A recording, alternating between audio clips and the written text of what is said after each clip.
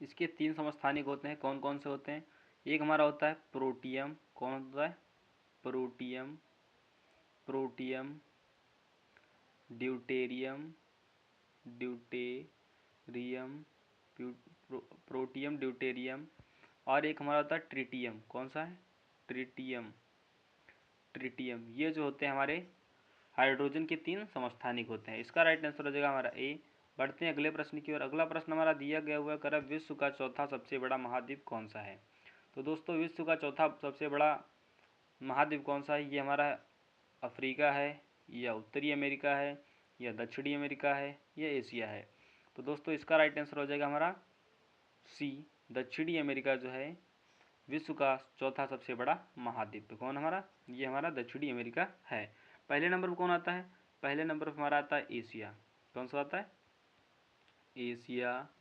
उसके बाद में कौन सा आता है? उसके बाद में हमारा आता है अफ्रीका। कौन कौन सा आता है? Africa, Africa. उसके बाद में हमारा कौन सा आता है? एशिया हो गया, अफ्रीका हो गया। उसके बाद में हमारा आता है उत्तरी अमेरिका। कौन सा? उत्तरी अमेरिका, अमेरिका। उसके बाद में हमारा आता है दक्षिणी अमेरिका। कौन सा? दक्षिणी अमेरिका। उसके बाद में हमारा आता है दक्षिणी अमेरिका के बाद में आता है आर्कटिक। कौन सा? Antarctic, Antarctic. उसके बाद में हमारा आता है यूरोप, और उसके बाद में आता है हमारा ऑस्ट्रेलिया। कौन आता है? Australia, Australia. ये हमारे जो थे इनका क्रम जो है इसी प्रकार होगा। पहले नंबर पर कौन सा होगा? ये 7वें नंबर, सबसे आखिरी में जो हमारा ये कौन आता है? हमारा ऑस्ट्रेलिया आता है। इसका राइट आंसर हो जाएगा हमारा, इसका राइट आंसर हो जाएगा हमारा सी। दोस्तों सबसे बड़ा महाद्वीप कौन है? ये हमारा एशिया महाद्वीप है। और सबसे छोटा कौन है? सबसे छोटा हमारा ऑस्ट्रेलिया है। कौन सा है? ऑस्ट्रेलिया। सबसे छोटा महाद्वीप कौन है? ये हमारा ऑस्ट्रेलिया है। अगले प्रश्न की ओर बढ़ते। अगला प्रश्न हमारा दिया गया हुआ है, कर रहा है कि किस वर्ष की उन तारीख या तिथियों को क्या कहते हैं जिनमें रात और दिन की लंबाई में सर्वाधिक अंतर होता है? तो दोस्तों यहाँ पर दिया विषुवत, या संक्रांति, या अपस्वरिका, या सूर्य समीपक। तो दोस्तों इसका राइट आंसर हो जाएगा हमारा बी, संक्रांति को जो है दिन और रात की लंबाई में सर्वाधिक अंतर होता है। दोस्तों जो है उत्तरी गोलार्ध का सबसे बड़ा दिन कौन सा होता है? उत्तरी गोलार्ध का जो है सबसे बड़ा दिन कौन सा होता है? उत्तरी गोलार्ध का सबसे बड़ा दिन हमारा होता है 21 जून। कितना होता है? ये हमारा होता है 21 जून जो है उत्तरी गोलार्ध का सबसे बड़ा दिन होता है। और उत्तरी गोलार्ध का सबसे छोटा दिन, उत्तरी गोलार्ध का ही सबसे छोटा दिन कब होता है? छोटा दिन होता है हमारा 22 दिसंबर को उत्तरी गोलार्ध का सबसे छोटा दिन होता है। और यदि पूछ लेता है कि दक्षिणी गोलार्ध, तो इसका जस्ट उल्टा दक्षिणी गोलार्ध, दक्षिणी गोलार्ध पूछ लेता है तो दक्षिणी गोलार्ध में सबसे बड़ा दिन कब होता है? ये हमारा होता है 22 दिसंबर को सबसे बड़ा दिन होता है। और दक्षिणी गोलार्ध में सबसे छोटा दिन कब होता है? सबसे छोटा दिन हमारा होता है, सबसे छोटा दिन ये हमारा होता है 21 जून को। 21 जून को सबसे छोटा दिन होता है। दोस्तों इसका राइट आंसर हो जाएगा बी। पढ़ते हैं अगले प्रश्न की ओर। अगला ये जो हमारी लल्लन टॉप सीरीज के बहुत ही महत्वपूर्ण प्रश्न है जो हमारे एग्जाम में लगातार पूछे जा रहे हैं। यहाँ पर ये हमारा प्रश्न कई बार एग्जाम में पूछा गया है कि मयूर सिंहासन किसने बनवाया था? मयूर सिंहासन किसने बनवाया था? दोस्तों ये हमारा शाहजहाँ ने मयूर सिंहासन को बनवाया था। यहाँ पर दिया कर शाहजहाँ के बचपन का नाम क्या था? शाहजहाँ के बचपन का नाम खुर्रम था। क्या था? शाहजहाँ के बचपन का नाम खुर्रम था। और यहाँ पर दिया कर रहा है कि शाहजहाँ की बेगम का क्या नाम था? तो दोस्तों शाहजहाँ की बेगम का नाम मुमताज़ था। क्या था? मुमताज़ था। और यहाँ पर दिया कर मुमताज़ महल के नाम से मशहूर होने से पहले शाहजहाँ की बेगम को किस नाम से पुकारा जाता था? दोस्तों अर्जुमंद बानो के नाम से जो है मुमताज़ को पहले शाहजहाँ की बेगम होने से पहले जो है अर्जुमंद बानो के नाम से पुकारा जाता था। दोस्तों यहाँ पर शाहजहाँ के समय कौन सी जगह मुगलों के हाथ से निकल गई? तो दोस्तों कंधार जो थी ये हमारे मुगलों के हाथ से निकल गई थी। यहाँ पर दिए हुए अगले प्रश्न दिए कर लाल किला और किला मुबारक का निर्माण किसने करवाया? दोस्तों इसका राइट आंसर हो जाएगा शाहजहाँ ने। और मुमताज़ महल के मकबरे को किस नाम से जानते हैं? मुमताज़ महल के मकबरे को हम ताजमहल के नाम से जानते हैं। और यहाँ पर देखा ताजमहल के निर्माण में कितना समय लगा था, तो दोस्तों ताजमहल के निर्माण में लगभग 20 साल का समय लगा था। दोस्तों ताजमहल का निर्माण कार्य कब शुरू हुआ था, तो ताजमहल का जो है निर्माण कार्य ये हमारा 1632 ईस्वी में शुरू हुआ था। यहाँ पर देखा ताजमहल के वास्तुविद या निर्माणकर्ता कौन थे, उस्ताद ईसा खां और अहमद लाहौरी, ये जो थे ताजमहल के वास्तुकार थे। ये हमारा राजस्थान के पटवारी के एग्जाम में पूछा गया प्रश्न है कि ताजमहल के वास्तुविद कौन थे। और यहाँ पर देखकर आगरा की मोती मस्जिद का निर्माण किसने कराया था, तो दोस्तों इसका जो है निर्माण शाहजहां ने ही आगरा की मोती मस्जिद का निर्माण करवाया था। दोस्तों ये थे आज के हमारे बहुत ही महत्वपूर्ण प्रश्न। और दोस्तों एक बार फिर से हम फटाफट अपने प्रश्नों को रिवीजन कर लेते हैं। यहाँ से पहले प्रश्न से पहला प्रश्न हमारा दिया गया करा कि भारत के राष्ट्रीय ध्वज की लंबाई और चौड़ाई का अनुपात कितना होता है, तो दोस्तों भारत के राष्ट्रीय ध्वज की लंबाई और चौड़ाई का अनुपात 3:2 होता है। अगला प्रश्न हमारा दिया गया करा सूर्य की किरणों को पृथ्वी तक पहुँचने में लगभग कितना समय लगता है, तो लगभग 500 सेकंड जो है सूर्य की किरणों को पृथ्वी तक पहुँचने में लगता है। और चंद्रमा की किरणों को जो है ये हमारा 64 से 65 सेकंड लगता है। कितना, 64 से 65 सेकंड लगता है।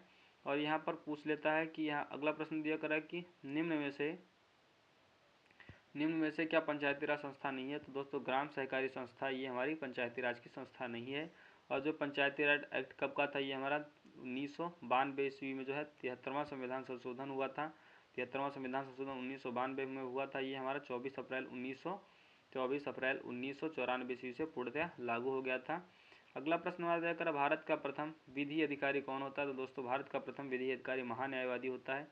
ये संसद का सदस्य न होकर भी संसद में वार्तालाप कर सकता है और ये किसी के भी पक्ष में मत अपना नहीं दे सकता है। दोस्तों इसका ये हमारा आर्टिकल 76 में होता है महान्यायवादी। और यहाँ पर मुख्य न्यायाधीश इसकी नियुक्ति राष्ट्रपति के द्वारा की जाती है। और पढ़ते हैं अगले प्रश्न की ओर। अगला प्रश्न हमारा दिया गया है जन गण मन भारत का जो है राष्ट्रगान ये कब गाया गया था, ये सर्वप्रथम 27 दिसंबर 1911 ईस्वी को कलकत्ता अधिवेशन में, कांग्रेस के कलकत्ता अधिवेशन में गाया गया था। किस अधिवेशन में, कलकत्ता अधिवेशन में गाया गया था। और ये हमारा 24 जनवरी 1950 को राष्ट्रगान और राष्ट्रगीत जो है राष्ट्रगान और जो है राष्ट्रगीत ये हमारे अपनाए गए थे या जो है संविधान में जो है शामिल किए गए थे। 26 जनवरी 1950 को हमारा संविधान पूर्ण रूप से लागू हो गया था। अगला प्रश्न दिया गया मानव शरीर में रक्त का आयतन या शरीर के भार का लगभग कितने % होता है, तो 7% जो है मानव के शरीर का जो है भार का जो है ब्लड पाया जाता है 7%। लगभग एक स्वस्थ मनुष्य के जो है शरीर में लगभग 5 से 6 लीटर जो है ब्लड पाया जाता है। और एक महिला में 4 से 5 लीटर ब्लड पाया जाता है। कितना, 4 से 5 लीटर ब्लड पाया जाता है। अगला प्रश्न हमारा दिया कर विश्व साक्षरता दिवस कब मनाया जाता है, विश्व साक्षरता दिवस हमारा मनाया जाता है, ये हमारा मनाया जाता है 8 सितंबर को विश्व साक्षरता दिवस। और 7 अगस्त को हमारा भाला फेंक दिवस और 1 जुलाई को हमारा डॉक्टर डे ये हमारा विधान चंद्र राय जी के जन्म दिवस पर मनाया जाता है। और 13 फरवरी को राष्ट्रीय महिला दिवस और 13 फरवरी को ही विश्व रेडियो दिवस मनाया जाता है। तो 13 फरवरी को सरोजिनी नायडू जी के जन्म दिवस पर हमारा जो है राष्ट्रीय महिला दिवस मनाया जाता है। भारत की पहली महिला जो है राज्यपाल कौन थी, ये हमारी सरोजिनी नायडू थी। और कांग्रेस की पहली भारतीय महिला अध्यक्ष, कांग्रेस की जो है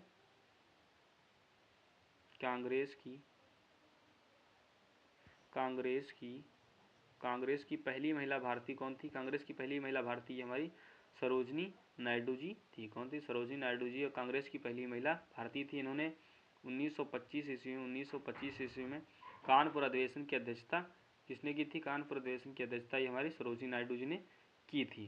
दोस्तों जो है भारत जो है कांग्रेस की पहली महिला अध्यक्ष ये हमारी एनी बेसेंट थी। कौन थी, एनी बेसेंट जो है कांग्रेस की पहली महिला कौन थी, एनी बेसेंट थी। अगला प्रश्न हमारा दिया गया हुआ करा कि प्रथम विश्व युद्ध कब शुरू हुआ था, ये हमारा प्रथम विश्व युद्ध शुरू कब हुआ था, ये हमारा 28 जुलाई 1914 ईस्वी को। और समाप्त हमारा 11 नवंबर 1918 ईस्वी को हुआ था।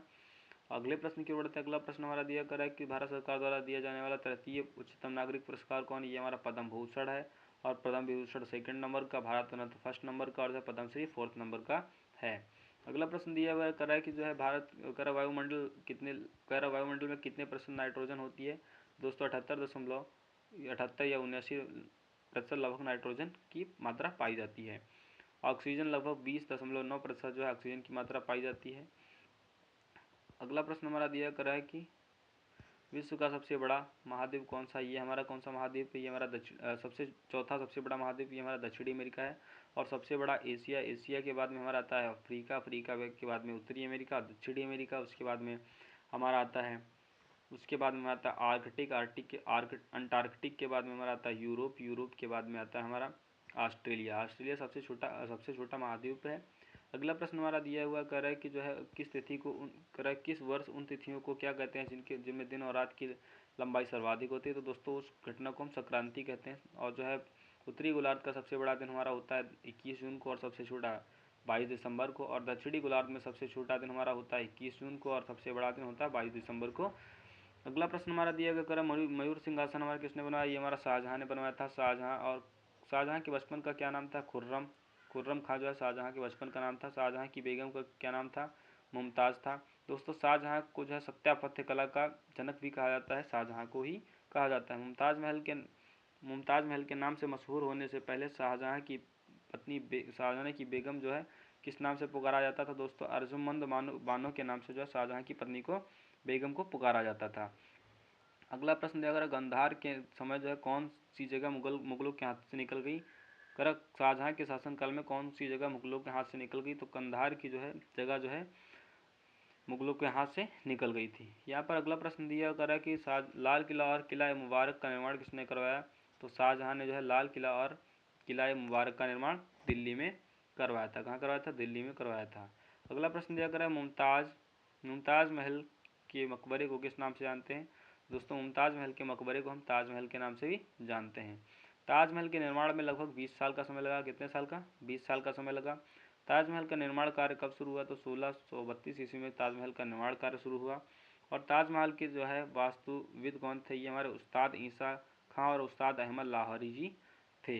आगरा की मोती मस्जिद का निर्माण किसने कराया। दोस्तों शाहजहाँ ने आगरा की मोती मस्जिद का निर्माण कराया था। दोस्तों इसी के साथ हमारी क्लास समाप्त होती है। आप सभी लोग क्लास कैसी लगी कमेंट बॉक्स में ज़रूर बताएं। और आप सभी लोगों के लिए होमवर्क के लिए एक प्रश्न दिया जा रहा है जिसका आंसर आप सभी लोग कमेंट बॉक्स में बताना। 25 जनवरी को कौन सा दिवस मनाया जाता है। 25 जनवरी को कौन सा दिवस मनाया जाता है। इस प्रश्न का उत्तर आप सभी लोग कमेंट बॉक्स में लिखना है। दोस्तों आप सभी को क्लास कैसी लगी कमेंट बॉक्स में ज़रूर लिखें। और यदि आप सभी को हमारी क्लास पसंद आ रही है तो वीडियो को लाइक और चैनल को सब्सक्राइब करना ना भूलें। और जल्द से जल्द हमारा 1000 सब्सक्राइबर्स टारगेट पूरा करवाएं। और आप सभी लोगों को इसी प्रकार कंटेंट हमारा बहुत GK GS को मजबूत करने के लिए प्रतिदिन कंटेंट आप सभी लोग को दिया जाता रहेगा। और साथ में अभी कुछ ही दिनों में आप सभी को UPP 2023 की बहुत ही अच्छी तरीके से तैयारी भी करवाई जाएगी। दोस्तों आज के लिए इतना ही। कल फिर मिलेंगे सुबह 9 बजे। जय हिंद।